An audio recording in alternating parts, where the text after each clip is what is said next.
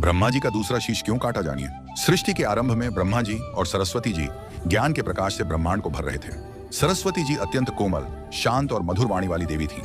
एक दिन हुआ यूं कि सरस्वती जी किसी कारण सभा में थोड़ी देर से पहुंची।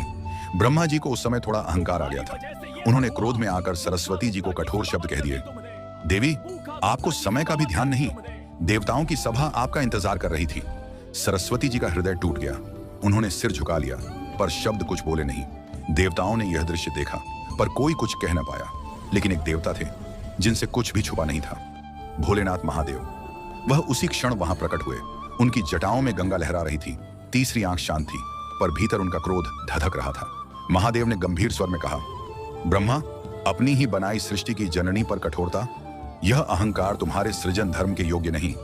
ब्रह्मा जी सकपका गए, पर अहंकार फिर भी कम नहीं हुआ। उन्होंने कहा, मैं सृष्टि करता हूं, मुझे अधिकार है। बस यही वाक्य वह चिंगारी बना। महादेव की तीसरी आंख का तेज आसमान में फैल गया। धड़ाक! क्षण भर में महादेव ने ब्रह्मा जी का एक सिर काट दिया। देवलोक में सन्नाटा, सभी देवता स्तब्ध। महादेव ने कहा, अहंकार सृष्टि को नहीं, केवल विनाश को जन्म देता है। यह दंड तुम्हें संयम और विनम्रता का स्मरण कराएगा। ब्रह्मा जी का अहंकार उसी क्षण पिघल गया। उन्होंने सरस्वती जी से क्षमा मांगी।